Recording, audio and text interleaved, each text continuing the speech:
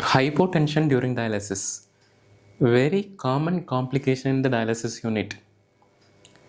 Hypotension, as such, it has issues for the patient also. Patient won't have normal feeling. The quality of the life gets poor. Apart from that, hypotension can result in detrimental complication like fistula failure, cardiovascular, even arrest.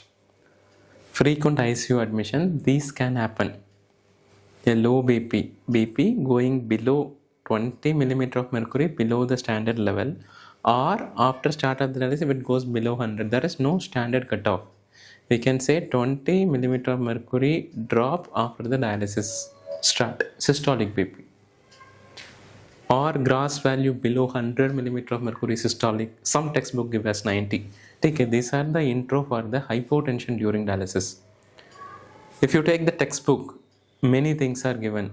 Dialysate sodium, temperature have to be checked, patient should not eat food. These are the subtle things, but practically what are the 5 important causes, 5 common causes you should know so that you can handle this hypotension.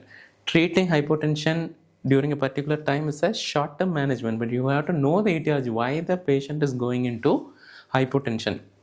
A CKD patient who is on maintenance hemodialysis, BP dropping on a particular day, and it is repeating every time BP drops and dialysis starts, patient comes to the OPD. What are the 5 things we have to check? The first and the foremost common causes wrong ultrafiltrate calculation, or simple terms we can say excessive water being removed from the patient during dialysis. Excessive water being removed from the patient during dialysis.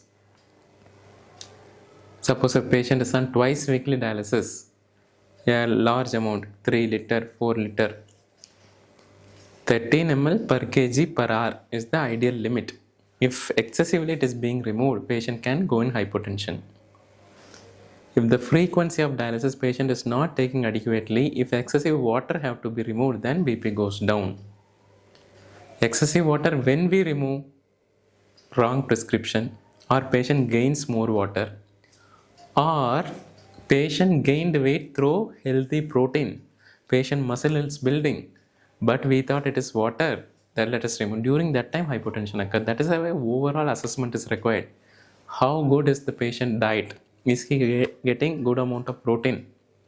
If he gets weight gain because of good diet, healthy protein, muscle is building, if we remove ultrafiltrate, this happens when it goes mechanically. Dialysis technician sees the weight gain 2 liter, let us remove 2 liter, BP drops. Because the weight gain is through the protein. This happens over a period of time, not in a 1 day, 2 day, it won't occur. This is related to the excessive water removal. One is the protein gain, we calculated as patient gained water, we removed it. The second one, patient is passing urine, despite that they have put the water removal. Water removal is the word for ultrafiltrate. If ultrafiltrate is removed in a patient who is already having urine output, 2 problems will happen. One is urine output drops, second one, patient can land in hypotension. This is the most common. Excessive water removal from the patient, that have to be checked. The second one is infection, sepsis, especially for the patient who are on permacath. You might know, suppose if a person who is watching this video is working in the dialysis unit, you might have definitely seen a patient with permacath presenting with hypotension. Definitely you might have seen this. A subtle sign is dialysis starts through permacath, endotoxin released into the body, BP goes down. Very, very common subtle sign of permacath infection. The second one is infection of the catheter. Very common. Third one, the second one, for those patients who are having catheter infection is common. Graft, AV fistula infection is a bit rare. The graft infection is there, but AV graft you might have seen very less, but permacath infection is very common. The first one is excessive water removal. The second one is permacath infection.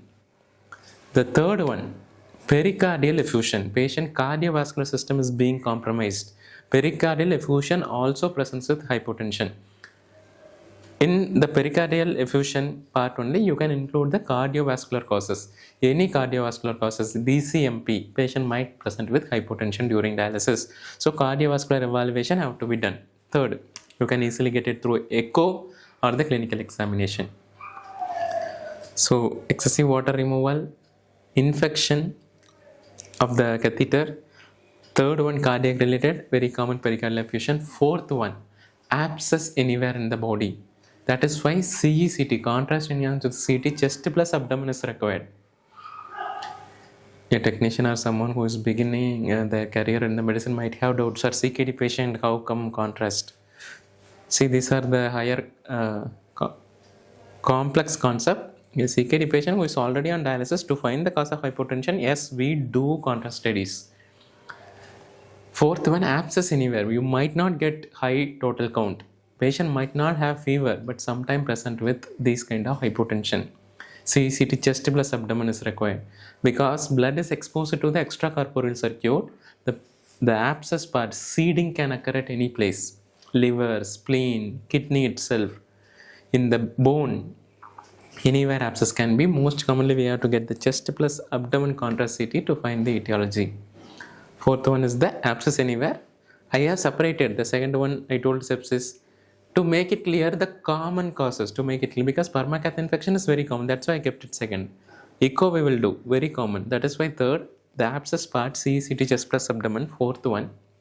Fifth one is the drug intake, a patient pattern of drug intake. A patient might have taken a higher dose than required for the BP control. He might have taken a fast acting drug before the dialysis. Drug, very easy to catch. You ask the patient history, what drug you have taken, stop the drug, it will resolve. So these are the 5 common things in the practical scenario you will encounter. When hypotension occurs, look for excessive water removal, make sure patient is not having catheter infection, make sure patient cardiovascular system is good, get an echo done. If still the patient is having, then look for any abscess, sepsis. CT might be required, contrast CT. Non-contrast, very difficult to find, and there is hardly any use in getting that non-contrast one because we can't find the abscess. The last one is the drug intake. Drug intake, very easy to catch. You ask the history, check the patient how much drug they have taken. These are all the common causes of hypotension. Practical scenario. Once this is taken care of, then you can go for the routine evaluation. Patient sodium, you can adjust the dialysate sodium. Keep the dialysate sodium little bit higher up. Dialysate temperature can be adjusted. Patients, so dialysate potassium can be kept on the higher side. You can ask the patient to take little bit normal salt diet. Midodrine drug can be tried. Midodrine, the alpha agonist drug can be tried. These are the subtle things. Once you rule out this major causes of hypotension, then you focus on this. And one more thing is a high output AV fistula. What is high output AV fistula? Patient is developing CCF, cardiac failure, because the fistula connection, radiocephalic fistula in the hand, the artery is supplying high amount of blood to the vein. The heart is not able to cope up. BP drops. This not only during dialysis, even without dialysis also patient can have low BP. These are the subtle things. In the theory book, you will get everything in the same. They will first mention dialysate sodium. In the second, they might have given dialysate potassium, which are all the last thing to be looked upon. These 5 things you look for. A medicine PG who is handling a hypertension patient during dialysis, always rule out sepsis. Always check the ultrafiltrate. By this only you catch 90 to 95% of cases of hypertension, you will correct it, obviously. Very common 5 causes we have discussed. One final cause is multi-organ dysfunction syndrome, that is for the ICU patient. Any other cause of hypotension can be there, which is in situ for that particular ICU case. This particular for the dialysis patient. So this is the topic for today. 5 common causes of hypotension during dialysis.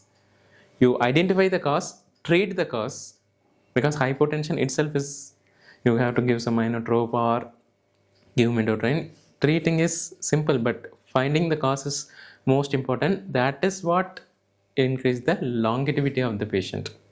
Longevity, good quality of life, reduce the morbidity. These and all can be done only if we treat the etiology by which patient improves. Bye bye for today.